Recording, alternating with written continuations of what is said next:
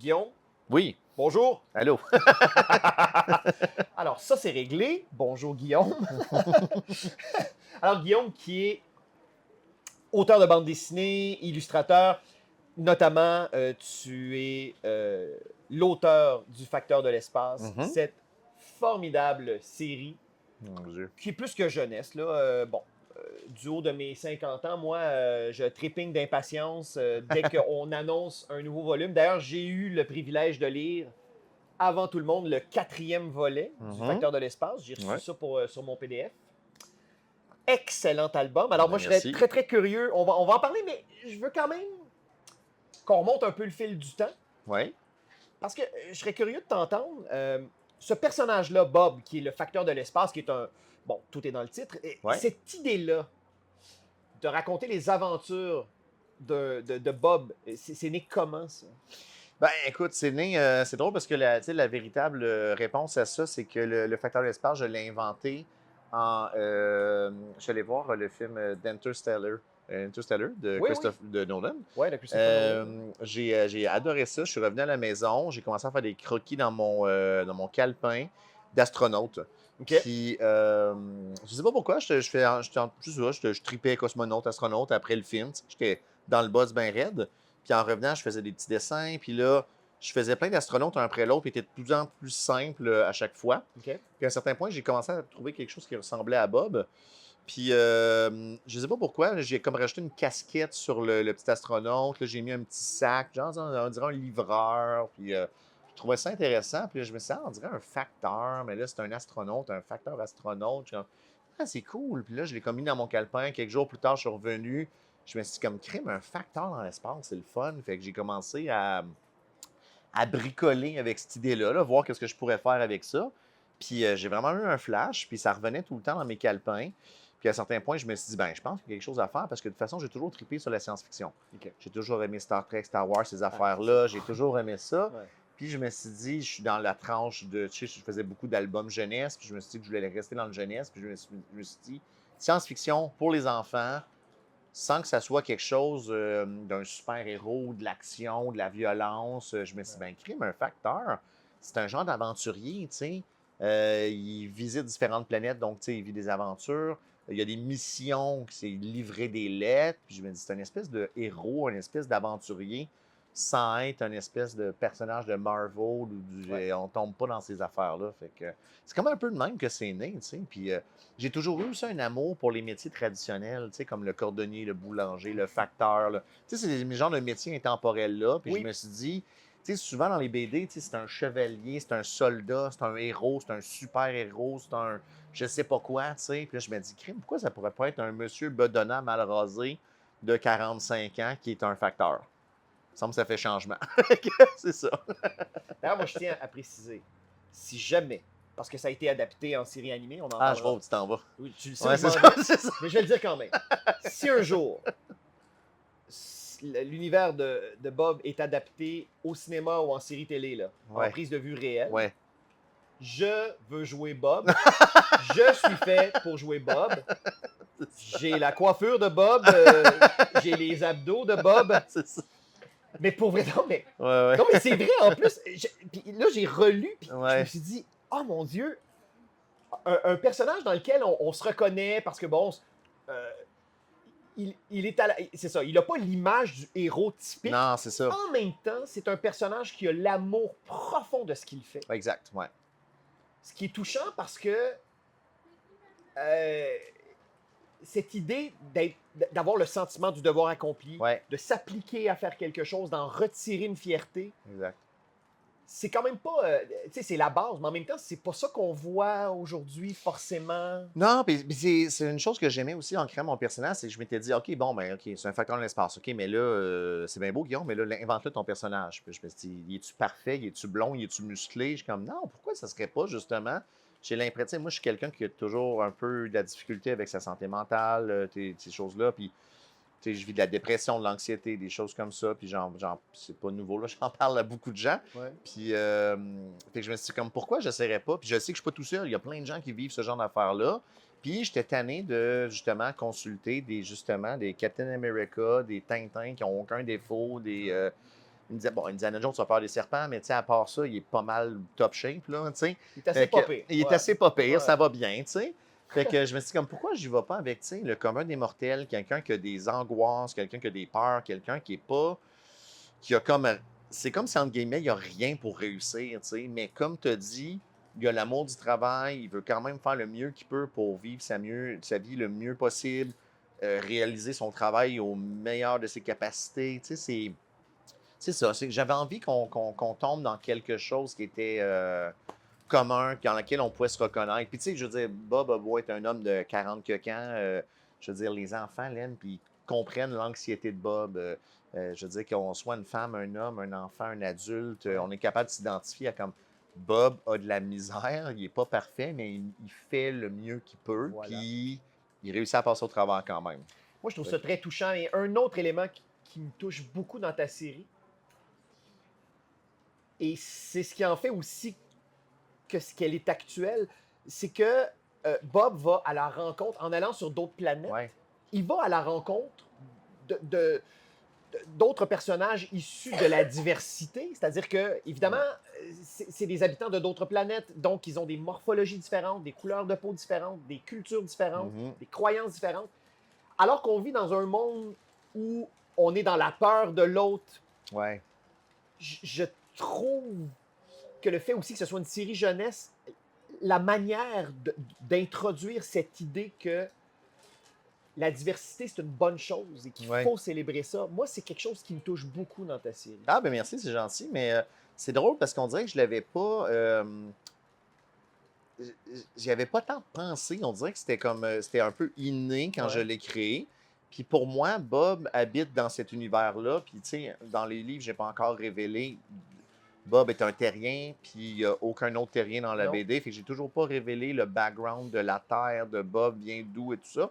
Mais pour moi, c'était commun puis habituel pour Bob, qui côtoie les robots, les extraterrestres. Puis pour lui, c'était ses collègues, ses Ah amis, oui. des citoyens, il baignait là-dedans. Fait que pour lui, il n'y avait rien d'étrange là-dedans, tu sais. Puis c'est vrai qu'il y a plusieurs personnes qui m'ont parlé de comme d'aller à la rencontre de l'autre, de ne pas avoir peur, de ne pas avoir des préjudices, pas avoir peur de la différence, des trucs comme ça. Fait que je suis très content de me rendre compte que c'était pas du tout un but ben, c'était pas du tout un but. Je veux dire, d'une certaine manière, parce que dans le tome 1, on en parle quand même d'aller à la rencontre de l'autre, Ouais. mais c'était pas tant une fondation du livre. Puis je suis très heureux de me rendre compte que des fois, on va créer quelque chose, puis on va avoir un sujet B, C, D sans s'en Ouais. rendre compte. Puis Ouais. tu le finis, tu dis, ah, mon livre parle de racisme, puis je m'en suis même pas rendu compte. Tu sais, c'est drôle à dire, mais Ouais. mon livre parle de telle affaire, je m'en suis pas rendu compte. Tu sais, c'est drôle quand même de.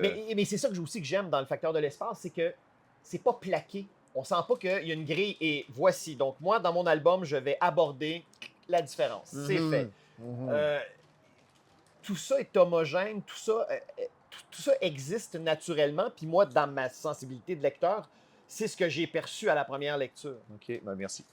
Ben non, mais Mais oui. merci à toi, bravo à toi. Moi, j'ai pas travaillé Non, fort, là, mais je l'ai lu. j'essaie de. J'ai beaucoup de la misère quand les trucs sont didactiques, puis sont, Ouais, tu sais, je sais pas, le racisme, c'est mal. Ben, c'est mal, là, mais je veux ouais. dire, la manière de le dire, là, tu sais, là, soyez ouverts, tu sais, écrit noir sur blanc, tu sais, des fois, je me dis, bon, c'est un peu lourd, là, puis est-ce qu'on peut réussir à en parler de manière plus subtile? Oui, puis incarné. Mais c'est ça, Ouais, exactement, exact. Que ça soit, que tu n'as pas l'impression que c'est marqué en rouge flash, ouais. mais que tu le lis, tu as compris quelque chose, puis comme, ah oui, ok, j'ai saisi un petit truc, j'ai lu entre les lignes, exactement. Fait que, voilà. Et donc là, à partir du moment que tu as l'idée, tu dessines, bon, tu commences à construire l'architecture de cet univers-là. Euh, J'imagine que tu es allé démarcher différents éditeurs par la suite. Hey, j'ai pas démarché différents éditeurs, honnêtement, là, j'ai vraiment été chanceux, puis peut-être que mon travail est de qualité ou peu importe, mais je veux dire, j'ai quand même l'impression d'avoir été chanceux, parce que une fois que j'ai fait les croquis et tout ça, Ouais. j'ai commencé à ouvrir un Word, j'ai écrit quelques affaires. Bon, c'est l'histoire d'un facteur dans l'espace, nanana. Puis là, je me suis fait à peu près une dizaine de planches test où là que c'était à peu près les genres de 10-15 premières pages, pratiquement telles quelles du tome 1. OK.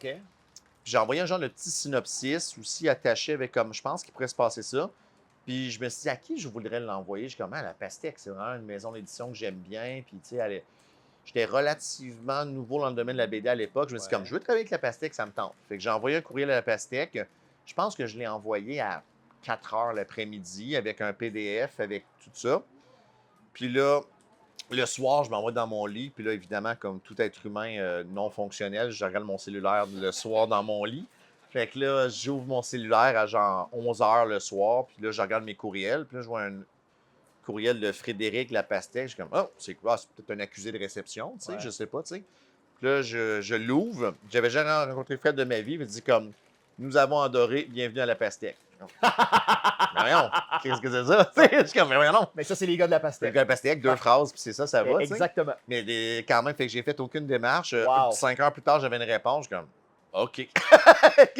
C'est ça. Ben, c'est des éditeurs qui ont l'œil et qui font ça depuis longtemps. Et Ouais, qui connaissent c'est la ça. valeur C'est du ça que j'ai travail. compris par la Ouais, suite, c'est ça, exactement. Ouais, voilà. Ouais, écoute, Ok. et rapidement, c'est devenu un succès. C'est-à-dire que, Ouais, quand même. tu sais, au Québec, il y a énormément de talent, pas besoin de le répéter, mais la bande dessinée jeunesse, les 15 dernières années, s'est vraiment développée de manière fulgurante. Et tu sais, on n'a qu'à penser, bien, évidemment, Alexa avec la Jean-Jean, Isabelle Arsenault, le facteur de l'espace. Donc, là, tout à coup, il y a une diversité, il y a une richesse. Oui. Il y a différentes tonalités aussi. Et c'est devenu populaire quand même relativement rapidement, là, le facteur de l'espace. Assez rapidement, je suis d'accord avec toi. Ouais. Puis je suis quand même content. D'après moi, j'ai peut-être frappé quelque chose sans le savoir. Puis c'est peut-être le côté aussi, bon, je pense que la il y a beaucoup de bandes dessinées adultes. Ouais. Il y avait beaucoup d'albums jeunesse. La bande dessinée jeunesse, là, on avait, bon, tu sais, il y avait Alexa et compagnie, justement, comme on a dit, mais je pense qu'il y avait peut-être un créneau que les gens avaient soif de ça. Puis je pense que je suis arrivé au bon moment. Puis il y a aussi une affaire dans mon livre, il y a le niveau de lecture. Je me suis assuré d'avoir des phylactères, pas des. On n'est pas dans les phylactères à la Blake et Mortimer. Ah Là, non, tu sais. où ça On parle, n'est ça pas parle, là. ça parle. C'est ça, exactement. Fait que, tu sais, Ouais, ça ouais. reste pour les enfants. Fait puis je laisse aussi. Mon œuvre est très cinématographique dans le sens où j'aime ouvrir une double page, puis là, il y a un dessin, il n'y a rien. Là, après ça, on plane dans l'espace. Il y a une case où on voit le vaisseau qui plane dans l'espace. Tu sais. J'aime ça laisser la manière du cinéma de Nolan ou des choses comme ça, laisser respirer, tu sais. Ouais. Fait que c'est le fun d'avoir des passes d'action où Bob déboule les escaliers puis les explosions, c'est drôle. Mais le moment aussi où il passe dans l'espace, puis regardez comment l'espace c'est beau, regardez comment, tu sais, pour moi c'est important. Fait que ça, puis en plus le fait que, bon, c'est non-violent, il n'y a pas vraiment... je pense que les parents, principalement, tu sais, les acheteurs aussi, Ouais. l'ont vu, on dit ah, enfin quelque chose qui n'est pas, tu sais, de la bataille, tu sais, on a quelque chose de différent. Fait que je sais pas, j'ai l'impression d'avoir trouvé un petit filon, puis c'est peut-être ça que les gars de la pastèque ont vu justement, que j'avais pas compris moi-même. Mais l'idée aussi, c'est intéressant que tu dises ça parce que le fait que ça respire dans ton œuvre, on se promène dans le dessin, on fait un arrêt sur l'image, on se laisse porter par ça. Ouais. Il y a quelque chose qui nous habite, on fait partie de cet univers-là, donc on n'est pas dans un rythme très, très soutenu tout le temps. Ouais. Oui, il y a des périodes où c'est plus rythmé, comme tu disais, mais ça fait qu'on entre, puis peu importe l'âge qu'on a, quand on lit le facteur de l'espace, on est comme aspiré dans cette espèce de vortex cosmique-là. Moi, je Mon Dieu, trouve. le Seigneur, c'est bien dit. Et d'ailleurs, bon, le facteur de l'espace a fait l'objet d'adaptation en balado. Oui. On travaille sur une prochaine saison d'ailleurs du balado. Ah oui? Oui, exactement. Ah ouais, c'est bien si ça. vous avez À aimé Radio-Canada, ça, toujours. Oui, même chose, exactement. Avec audio, ouais. Avec ok. audio, exactement. Et ça a aussi fait l'objet d'une adaptation en série animée. Oui, exact. Ouais. Alors là, c'est comment parce que tu as collaboré à ces adaptations-là. Oui, Alors, c'est oui. comment de transposer l'univers de ton personnage de papier en balado et pour la télé? Ben écoute, pour la balado, ça a été relativement simple, dans le sens que la balado, c'est pratiquement pas mon projet, je dirais. OK. Parce que les gens qui sont... c'est des passionnés de balado qui ont sauté là-dedans. Puis c'est Francis, qui est d'ailleurs un père de famille, fan de BD, etc., a lu Le Facteur, il a un gros coup de cœur, puis il s'est dit, je veux faire quelque chose avec ça. Puis j'ai pratiquement donné carte blanche. Fait qu'est-ce qui est arrivé avec le balado, c'est que c'est pas un balado standard dans le sens où c'est pas un livre audio. Non, On a vraiment une oui. balado, puis qu'est-ce qui est arrivé, c'est que dans le fond, Francis a pris le tome 1, puis il s'est dit, on prend le tome 1, on prend toutes les aventures de base, puis c'est un espèce de what if, c'est un espèce de... on prend chacune des scènes et on s'en dit, oui, j'ai bien aimé la livraison avec le petit prince, mais qu'est-ce qu'on aurait pu le faire déraper d'une autre manière dans le balado. Donc, on a rajouté les dialogues sont complètement différents, l'aventure est complètement différente, il n'arrive pas du tout la même chose. Ça reste Bob qui rencontre le petit prince, ça reste Bob qui s'en va sur une planète peuplée de chiens, mais on prend des dérapes complètement ailleurs. Donc, c'est complémentaire. C'est complémentaire, Ouais. puis j'aime ça. Puis dans le cas justement du balado, je n'ai pas eu une grande implication outre à prouver le tout, mais je l'ai laissé entre les mains. Point de vue télévisuel, pour l'animation, ça a été vraiment plus d'implication. Là, j'ai été réalisateur, donc c'était assez costaud. Fait que là, réalisateur, ben là, on s'entend que c'est l'approbation. J'avais des gens qui étaient au scénario, mais là, c'est l'approbation des scénarios. Après ça, storyboard. Bon, après ça, l'animation, la musique, les acteurs pour la voix, le montage, la coloration. Tu sais, c'est vraiment... J'avoue que ça m'a peut-être mis en burn-out, ça, cette partie de travail-là. Et ça t'a éloigné de ta table à dessin aussi. Oui, j'ai dû retarder un peu le tome 3 à cause de ça, justement. Fait que j'ai adoré faire le dessin animé, j'aime le résultat final, mais je me suis rendu compte que c'était un travail en soi. Puis à moitié du projet, je me suis dit, waouh, je pense que j'ai peut-être fait un faux pas parce que c'était. C'est ça, j'ai l'impression que c'est ça. Je me suis lancé dans quelque chose de colossal sans trop le savoir en avance. Là. Mais en même temps, ça a permis à J'ai Bob... appris plein d'affaires, là. Ah mais ben ça, oui, c'est oui. ça, c'est sûr. Ça, c'est sûr, mais Ça t'a oui, permis... ouais. Non, mais aussi, ça a permis à Bob d'être découvert par oui, un tout 100%. autre public. 100%, exactement. Qui après, bon, que la série est terminée, ils ont soif de Bob et là, ils se rabattent sur les albums. C'est sûr que, tu sais, le faire, c'était pas vraiment un move marketing, mais tu sais, d'une certaine manière, c'était une bonne idée d'avoir une nouvelle porte d'entrée.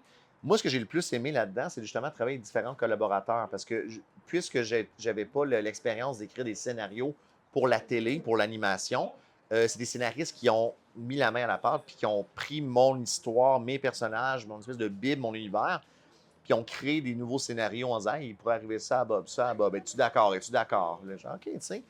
En terminant, j'ai vu des gens qui ont animé mon personnage, j'ai vu des gens qui ont mis une voix sur mon personnage. On a créé de nouveaux personnages aussi secondaires pour appuyer les aventures. Ouais. J'ai eu des nouveaux scénarios, puis au final, je me dis comme crime, ça m'a donné du jus, puis ça m'a permis de voir mon œuvre d'une autre manière. Fait que, honnêtement, ça a beaucoup influencé mon tome 3, puis mon tome 4 a été grandement influencé de ça. Puis, il y a des manières de voir mon univers, des manières de faire des blagues, des manières que les personnages réagissent que je n'aurais pas pensé auparavant. Fait que ça m'a vraiment permis de comme sortir de mon œuvre, voir qu'est-ce que d'autres gens étaient capables de faire avec mon œuvre, puis après ça, me la réapproprier. Fait que je pense que ça a été un gros avantage quand même. Et même au niveau du dessin. Aussi, oui. Je trouve qu'à partir du tome... En tout cas, c'est subtil, mais entre le tome 2 et le tome 3, moi, je sens quand même une différence, comme si tout à coup, cette expérience-là t'avait permis je sais pas, d'élargir tes horizons. Ouais. Ben, puis honnêtement, tu sais, à un moment donné aussi, c'est juste normal que, tu sais, si on regarde le tome 4 qui va sortir en septembre, justement, pour les fans, la caméra est là pour les fans. C'est ça. Je pointais la tente dans le coin. Entre le tome 1 et le tome 4, là, c'est le jour et la nuit là, au niveau du détail puis la maîtrise du personnage. C'est normal, je veux dire, on lit les premiers Tintins et les derniers, il y a une certaine amélioration. Là. Fait qu'il y a une certaine maturité qui s'installe dans mon dessin. Là, mais tu as raison, effectivement, au point de vue de l'animation, ça m'a vraiment permis de mieux explorer mon univers, puis aussi, comme j'ai dit, justement, voir d'autres animateurs, d'autres dessinateurs s'approprier mon dessin, inventer des trucs qui ressemblaient. Ça, c'est l'affaire que j'ai trouvé fou parce que quand on était au point de vue de l'animation, on avait besoin de créer du décor, par exemple. Bon, là, on a une planète avec des plantes extraterrestres puis tout ça, puis à un certain point, j'avais pas le temps de tout approuver. Fait que les animateurs, les illustrateurs devaient créer du stock puis le faire, mais il y avait une approbation. Fait que là, ils me disaient, OK, on a créé une maison avec des plans, un décor, veux-tu l'approuver? Puis je regardais le dessin, j'ai comme... C'est moi qui l'ai dessiné, mais c'est pas moi qui l'ai dessiné. Tu sais, les gens d'animation, c'est des experts en émulation. Là. Ils vont vraiment comme comprendre un artiste, puis être capable de le copier, puis le recopier, puis le modeler. Puis ça m'a vraiment permis de comprendre c'était quoi mon style aussi, en voyant comment les autres le dessinaient, tu sais. Puis en me disant comme, OK, les éléments clés de ton style, c'est ça, ça, puis ça. Puis au niveau des couleurs, tu fais ça, puis ça, puis tu fais jamais ça. Je suis comme, je l'avais pas réalisé, tu sais. Fait que... C'était cool, c'était comme un crash course à l'envers pour moi. Oui, il y a comme un recul par rapport à ton œuvre. Ouais, c'est ça. C'est comme si là, on m'apprenait c'était quoi mon travail. OK, cool, OK. je fais ça comme ça, puis je le savais même pas. Tu sais, Ouais. en tout cas, c'est ça. Et là, donc, tu parlais du 4e tome, Ouais.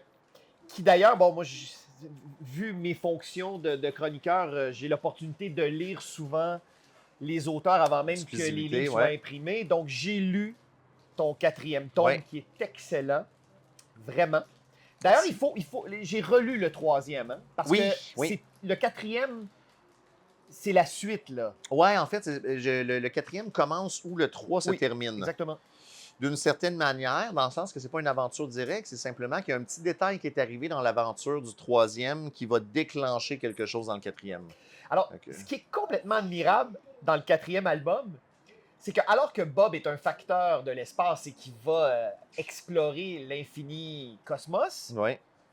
tu as décidé, et j'ai trouvé ça judicieux et audacieux, tu as décidé de raconter un huis clos, donc une Ouais. histoire qui se passe les bureaux, en tout cas Le bureau de le poste, bureau de ouais, poste. voilà, c'est Alors ça. là, Bob est confiné à l'intérieur avec toute son équipe.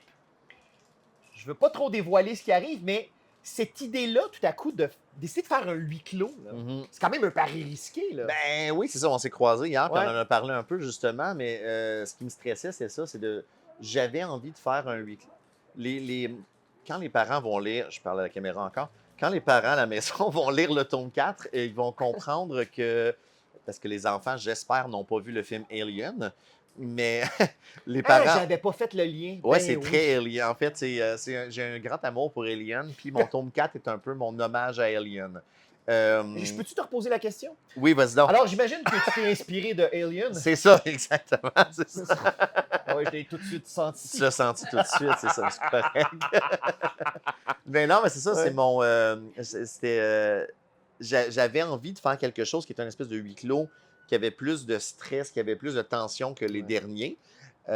Puis ça, d'où vient l'idée justement d'Alien, où on est toujours dans une espèce de. On est pris sur un vaisseau, il y a une créature qui nous court. Bon, dans Alien, ça prend des. On va pas là dans le facteur, on s'entend, personne ne meurt dans le tome 4. Ouais. Je vous le dis tout de Ouais. suite. Mais j'avais envie de créer, puis de me faire le défi aussi, parce que justement, un huis clos, c'est difficile d'un point de vue d'un créateur parce que, bon, on limite les décors, on limite les personnages, on limite les interactions possibles, on visite pas de. Puis ce qui me stressait dans l'univers du facteur, c'est que la, comment je peux dire ça, l'habitude un peu, puis l'amorce de tout ça, c'est Bob visite des planètes. Voilà, c'est le Fait que cœur là, même de c'est le ça. cœur de Ouais. l'histoire. Puis là, je me dis, qu'est-ce qui arrive si Bob ne visite aucune planète dans cet album-là? Fait que c'est sûr qu'il y a un certain stress de me dire, ben là, c'est comme si, je veux dire, Indiana Jones ne va pas à la découverte de des reliques. Ouais. Ça fonctionne pas, tu sais. Ou Luke Skywalker reste sur sa planète, les bras croisés. C'est comme, ça va être dur, mais je me dis, je vais l'essayer. On va essayer de faire quelque chose avec ça. Puis, ben, merci, ça a l'air de Eh fonctionner. non, On ça verra au point de vue des fonctionne enfants. du feu de Ouais, Dieu. ben merci. Vraiment. Mais oui, c'est ça. Fait que pour raconter vite fait ce qui va arriver dans le 4e, je pense que c'est ça que tu m'avais demandé. Ouais. Dans le fond, les facteurs, parce qu'il y a Bob, il y a Marcel qu'on a découvert dans le tome 2, il y a Ouais. Gontran qu'on a découvert dans le dessin animé qui vient pour la première fois Ouais. arriver dans le tome 4. On l'a vu un petit peu dans le tome 3. Bref, il y a une multitude aussi de personnages secondaires parce que d'autres employés de la Poste, dont Patron et 23, tout ça, Ouais. se retrouvent prisonniers de la station spatiale, de la station de poste, le bureau de poste, parce qu'en fait, il y a une créature qui s'est glissée à bord. Donc là, il y a une créature, on ne sait pas d'où elle vient, on ne sait pas pourquoi elle est là, on ne sait pas si elle est gentille, méchante, peu importe. Mais ce qui arrive, c'est qu'elle a grignoté les circuits électriques du bureau de poste. Puis là, tous les portes automatisées se ferment, puis là, tous les facteurs sont pris à l'intérieur. Donc, d'où vient le huis clos? Les facteurs ne seront pas, Bob et tous ses collègues ne seront pas capables de faire les livraisons aujourd'hui. Donc, le livre tourne autour de qu'est-ce qu'il faut régler la situation. Ouais. Il faut trouver la créature, il faut s'en débarrasser. Pourquoi elle est là? Est-ce qu'elle est nocive pour nous? Fait que je pense qu'on lui fait un signe de 5 minutes. Voilà. Oui, il ne Mais fait pas des babayes, là. non, je ne fais pas des babayes, c'est ça. Ben, en fait, ce que j'ai beaucoup aimé de l'album, c'est que ça nous permet aussi de découvrir, de sonder un peu plus les Ouais. personnages secondaires et ça crée un attachement.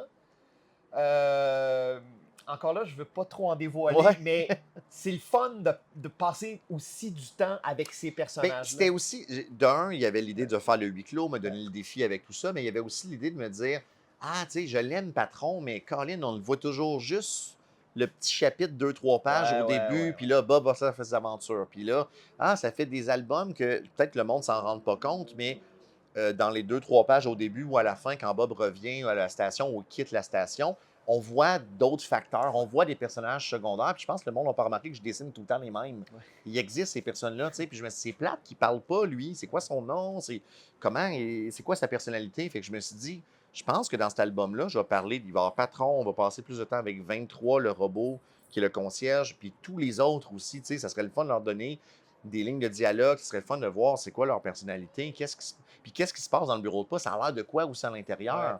Parce que oui, des fois, tu sais, on voit souvent le hangar, on voit vite fait le bureau de patron, mais là, tu sais, il y a une cantine, il y a, je veux dire, il y a la cuisine, il y a sûrement des douches, il y a sûrement un vestiaire, il y a sûrement une salle des employés. Fait que j'avais le goût de donner cette couche de profondeur-là à l'univers. Tu sais, des fois, parce que j'aime qu'on visite des planètes, mais des fois, je me dis, c'est-tu comme un échappatoire, puis c'est facile de faire des planètes? Comme si on revient à la base de l'histoire, puis de parler des personnages, puis de la station spatiale, ben, on creuse plus en personnalité, puis dans l'univers en tant que tel, je trouve. En fait, moi, en lisant le 4e tome, j'ai vraiment eu l'impression que qu'il va servir de soupape pour la suite de la série parce que tout à coup, ça ouvre des possibilités. Tous Oui. ces personnages-là qui sont développés. Ben, c'est ça. Puis j'avais justement le goût de me dire, bon, là, on a passé plus de temps avec 23, Ouais, on le connaît un peu plus. Ben, est-ce qu'il pourrait tag along dans une prochaine aventure, tu sais? tout Puis à tous fait. les autres personnages secondaires, tu sais, est-ce qu'il pourrait avoir, OK, tu sais, j'ai l'impression que cet album-là a effectivement donné un peu plus de jus pour la suite, là. Moi, en lisant l'album, j'ai pensé à Alien, évidemment. Euh, mais j'ai aussi pensé au Bijou de la Castafiore Oui, de ben Tintin. ouais, un Parce grand, que- c'est qui, ça. qui est un grand album. Ouais, Et j'ai retrouvé l'espèce de même plaisir complice. ouais. À tout à coup, juste, c'est comme si tu avais brassé les cartes. Puis que là, on est comme lecteur, lectrice, on est complètement dans l'inconnu. Mhm. Et donc là, je voudrais te laisser là-dessus sans te mettre de pression. Parce Ouais. que le 4e, au moment où on enregistre, n'est pas encore paru. Ouais. Mais est-ce que le 5e tome est déjà en train de trouver son boy. chemin dans ton esprit? J'ai plusieurs. Oui. OK. La question c'est cool. Oui, Ouais. oui. Ben, tu sais, de toute façon, j'ai toujours dit que j'ai pas de fin prévue pour. Il va y avoir un moment où ils vont lancer l'anneau, puis c'est fini dans le Mordor. Là. OK. Fait que je veux dire, ça peut aller jusqu'à la fin des temps, là, théoriquement, là, jusqu'à temps que je suis plus capable de croiser les Est-ce doigts. qu'il va y avoir une grève? Non, hein?